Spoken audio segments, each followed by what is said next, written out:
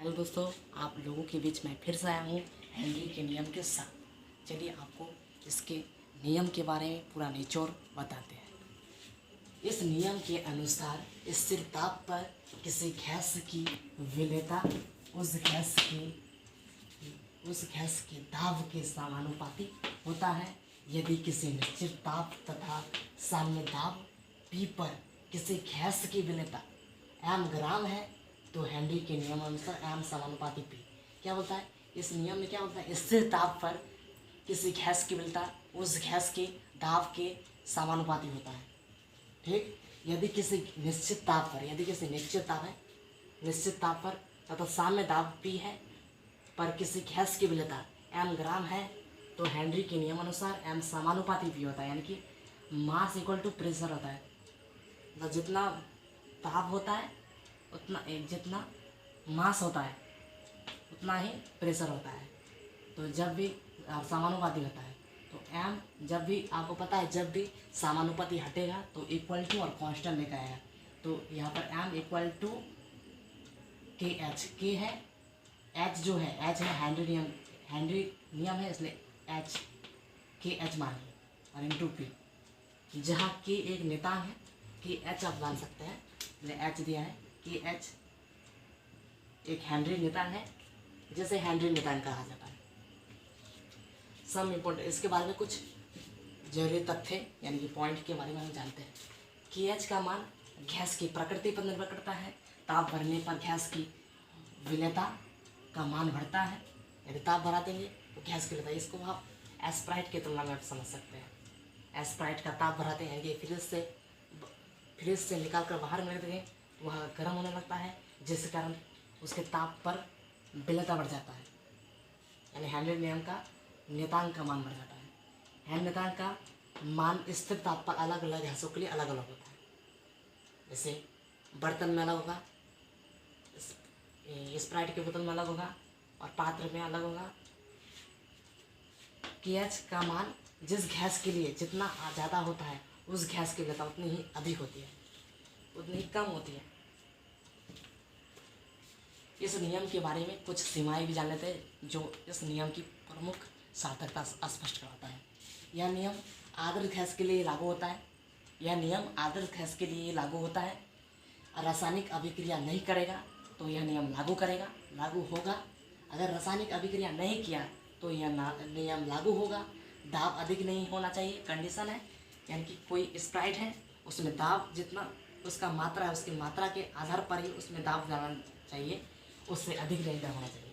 ठीक है, और ताप भरने पर और क्या होना है इसमें ताप कम नहीं होना चाहिए। ताप कम नहीं होना चाहिए, यानी कि निश्चित ताप पर ही उसे रखना है। जैसे फ्रिज में हम रखते हैं निश्चित ताप पर ही रखना चाहिए और बाहर निकालेंगे बाद में फ्रिज में रखना है।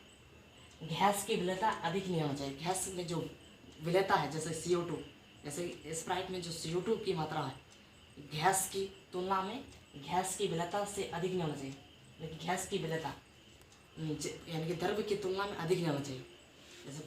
जैसे कोई द्रव है लिक्विड, उसमें गैस की मात्रा अधिक होनी चाहिए।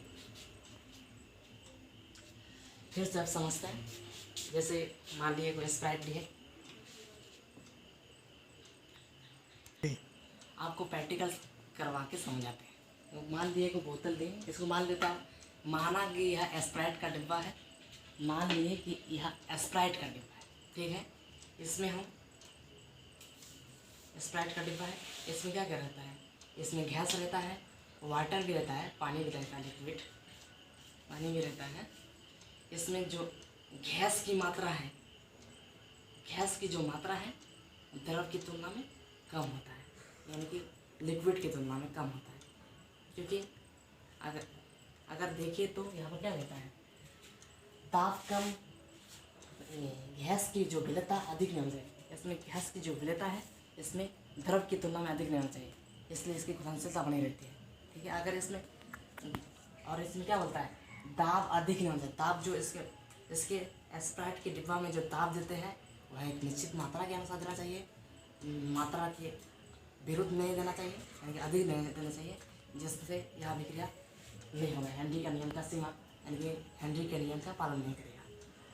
और आप अधिकतर देखते होंगे कि स्प्राइट की स्प्राइट जो देता है वो फुल नहीं देता है, यहाँ पर थोड़ा आपको खाली दिखाई देगा, क्योंकि अगर पूरा दे दिया तो उसकी जो विलेयता है वो बाहर नहीं। आपको पता है जब ऐसे करेंगे, ऐसे जो खोलेंगे तो स्प्राइट बाहर निकलेगा। इसका क्या करेंगे ताकि ये गैस की जो विलेयता है द्रव से खुल जाता है। जब उसको हम सामान्य अवस्था से दूर अवस्था में यानी कि फ्रिज से निकाल कर बाहर निकालते हैं तो हम उसके ढक्कन को खोलते हैं हिला के, तो उसमें से कुछ कण बाहर निकल आते हैं।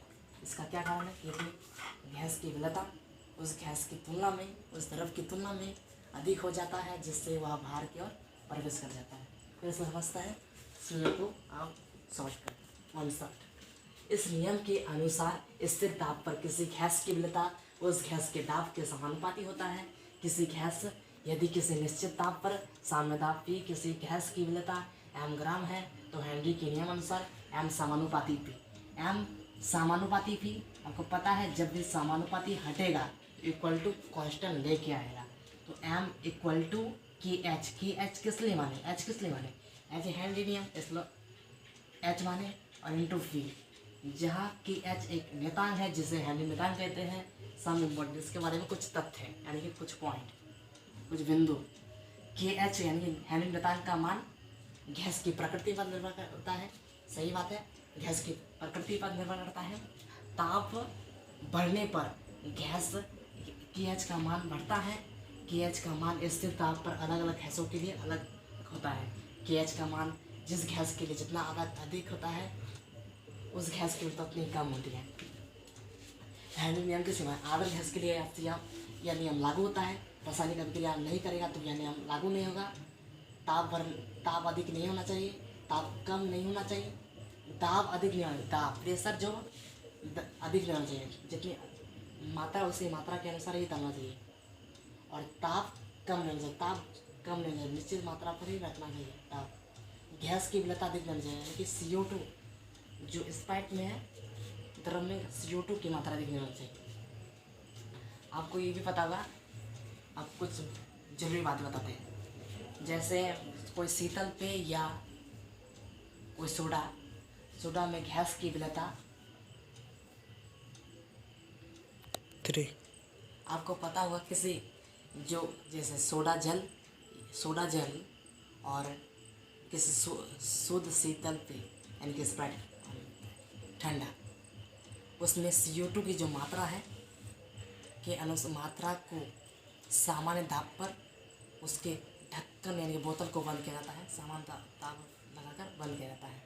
ठीक है। और आपको यह भी सुनने में अक्सर आता हो कि मैदानी वाले क्षेत्रों से पहाड़ी वाले क्षेत्र कमज़ोर होते हैं। इसका मतलब ये नहीं, इसका मतलब है यही हेनरी का नियम स्पष्ट करता है। क्या नियम स्पष्ट करता है कि समतल जैसा हम सब जो रहते हैं मैदानी क्षेत्र वाले इलाके के लोग समतल क्षेत्र वाले की तुलना में भी पहाड़ी इलाकों वाले कम सुनते हैं या समझते हैं, क्योंकि उसमें ऑक्सीजन की कमी हो जाती है, जिसके कारण उन्हें एनॉक्सिया नामक एक गंभीर समस्या उत्पन्न हो जाती है।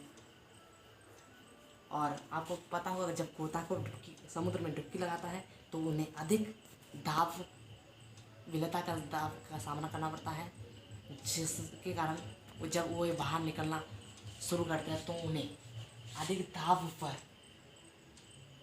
गैस की विलेयता का सामना करना पड़ता है। और उन्हें बाहर निकलने जब वो निकलते हैं तो उनके शरीर में कुछ फुंसी टाइप का हो जाता है, जिसके कारण जो नाइट्रोजन बाहर की तरफ फट कर बाहर निकलना जाता है, जिसके उसके अकस्मात मृत्यु भी हो सकते हैं। इसलिए गोताखोर जब भी समुद्र के अंदर डुबकी लगाता है तो वे अपने साथ हीलियम गैस भरकर टैंकों में हीलियम गैस भरकर समुद्र में डुबकी लगाते हैं। तो आपको मोटी मोटी बात यहाँ पर समझ में क्या आ गया कि इसका दाब और ताप में ही संबंधित है, यानी कि दोनों समानुपाती यानी समान हो जाए। इसलिए आपको समझ में आ गया होगा, इसलिए आपसे इजाज़त चाहते हैं। इसलिए मेरा दूसरा चीज होंगे आपके साथ तो कोई अगले